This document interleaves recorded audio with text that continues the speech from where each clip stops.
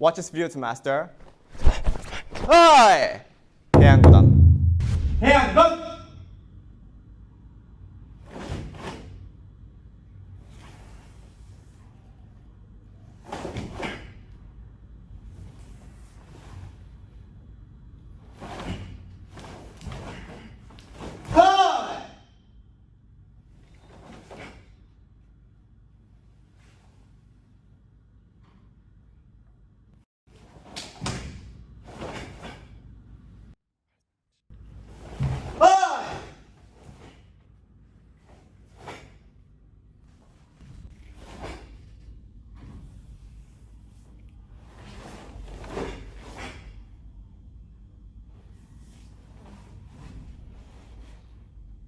Okay, so for the first point, make sure you have your elbows outside for the first Kokutsu Dachi back stance. So from here, people tend to have this leg inside, so make sure this comes out. Point here you should know is that you go straight down like this.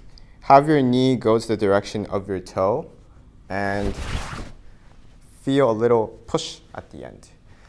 I know it's easy to do this, so make sure you do that. Second point, make sure you pay attention to the first Hikite. A lot of people do this, so make sure you pull back straight from here. I know your hand is going to come out here for the block, but make sure this wraps around your body and you pull back like this. Next point is the Morote Uke, the one you go from here to here. Point here is that you keep your hips facing the front until the very end. So a bad example is from here, you open your hip here and you block. This, you're only using your arms. If you want to use your hip, connect the lower body movement to the upper body, then make sure from here, you go forward a little bit like this with your hips facing forward. And you snap at the end. So the next point is when you go from here, this block or this defense technique.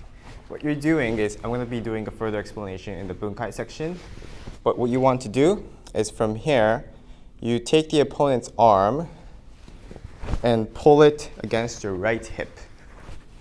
So the arm movement is from here, you go like this. 1, 2. Next point is when you go from the kiai to this 180-degree turn, gedan barai. The point you should notice here is the root of your knee. What I mean is, from here, you want to have your knee go straight here. Don't get this around, okay? That's going to make your spin a lot heavier and slower. So imagine you're fitting your knee right here. And you block. The next point is the crescent moon kick or the Mikazuki Geri. From here, we do the Mikazuki Geri like this.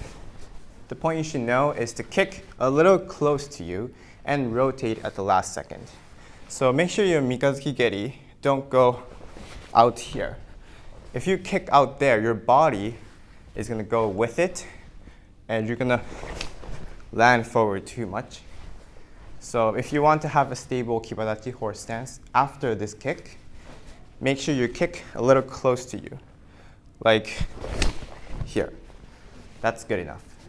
And for the empi, make sure you keep your hip still, facing the front, just like the Morote Uke, and rotate at the end. The next point is after this block, you do this punch. The point you should know here is to not extend your arm completely, meaning don't do this. Have it bent a little bit. Imagine you're just pulling back. So from here, your arm is bent, straight, and pull back. This movement. Next point is the jump part. This is not an ordinary jump. It's rather a sweep with your hands. So from here, pay attention to this arm. This arm goes like this. Someone's kicking you and you're sweeping it up. That's the meaning of this. I'm going to be doing a how to do jump high video next in the same week as this video. So make sure you check out how to jump high in that video. But as for the meaning, make sure your arm goes here and that you're bending down. That's one of the key components to jumping high as well. At the end of the kata, we have from here this movement, right? Make sure your hip comes completely forward and your back toe faces the front. A common mistake here is people from here do this and their hip is still facing the side. So make sure your toes face a little more forward and your hip turns completely this way, like this. So for the bunkais, the first part is when you go from the Morote Uke to this sequence. Let me do it fast first. So let me explain the points for this bunkai. First, any blocks you do, if you're blocking it up, you have to go under the opponent. So when he punches here,